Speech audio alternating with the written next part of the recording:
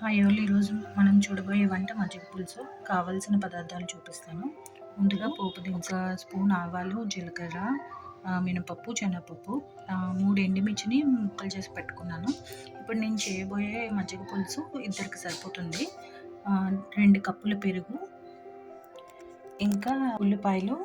ఇదేమో మామిడి అల్లం అండి, ఇది ఘాటు ఉండదు. సో మామిడి అల్లం తీసుకున్నాను. 2 పచ్చిమిర్చి చిన్న చిన్న ముక్కలుగా కట్ చేసి పెట్టుకున్నాను. క్యారెట్ ఆప్షనల్ అండి, మీరు వేసుకోవాలనుకుంటే వేసుకోవచ్చు, వేసుకోవాలనుకోకపోతే వేసుకోకర్లేదు. ఇది హెల్దీ కనుక నేను వేస్తున్నాను. ఇంకా ఫైనల్గా యాడ్ చేయడానికి కొత్తిమీర. ఇంకా ఈ 3 దినుసులు వచ్చేసి ఉప్పు, మెంతి పొడి, పసుపు. ఇవి మూడింటిని మనము ఇప్పుడే పెరుగులో వేసేసి కలుపుకోవాలి. కలిపిన తర్వాత చూపిస్తాను. ఉప్పు, మెంతి పొడి, పసుపు వేసి ముందు బాగా కలిపేసి ఇది పక్కన పెట్టేసుకోవాలండి. పక్కన పెట్టేసుకొని అప్పుడు పోపు స్టార్ట్ చేసుకోవాలి. ఓకే, పెరుగు కలిపేసానండి. సో ఇప్పుడు మనము పోపులోకి వెళ్ళిపోదాం. నేను గార్లిక్ హర్బ్స్తో చేసిన బటర్ వేసుకున్నాను. మీరు కావాలనుకుంటే ఆయిల్ కూడా వేసుకోవచ్చు, లేదా నెయ్యి ప్రిఫర్ చేసే వాళ్ళు నెయ్యి కూడా వేసి చేసుకోవచ్చు. నేనైతే బటర్తో చేస్తున్నాను. ఓకే అండి, బటర్ అంతా కరిగిపోయింది. సో ఇందులో మనం పోపు దినుసులు వేసేస్తున్నాం.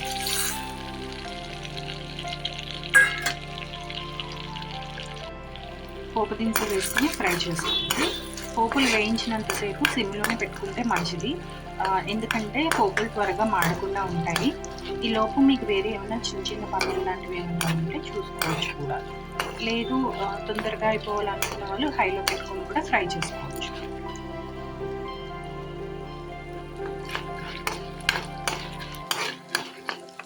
పోపులు వేగాక చూపిస్తాం. ఓకే అండి, ఇందులో మనము ఆనియన్స్ వేస్తున్నాము.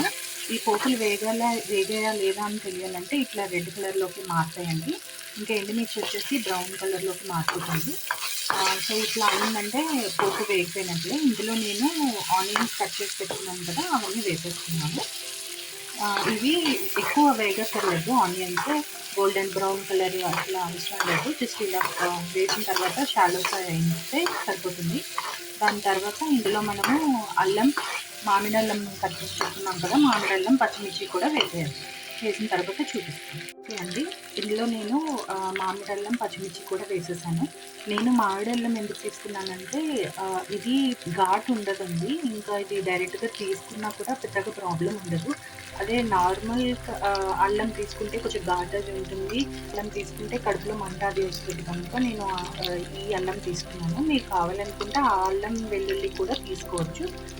నాకు మంచి పులుసులో వెల్లుల్లి వేయట్లేదు, సో అందుకనే వేయడం లేదు. లేదంటే వెల్లుల్లి కూడా వేసుకొని చేసుకోవచ్చు.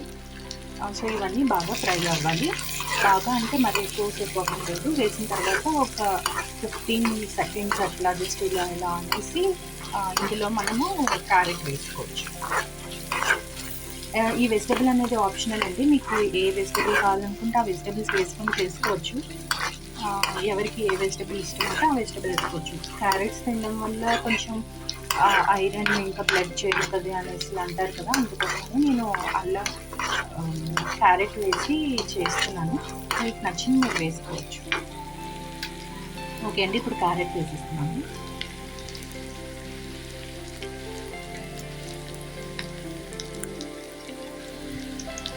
ఇది చాలా త్వరగా ఫినిష్ అయిపోయే వంట అండి. జస్ట్ 15 మినిట్స్లోనే వంట అనేది పూర్తయిపోతుంది.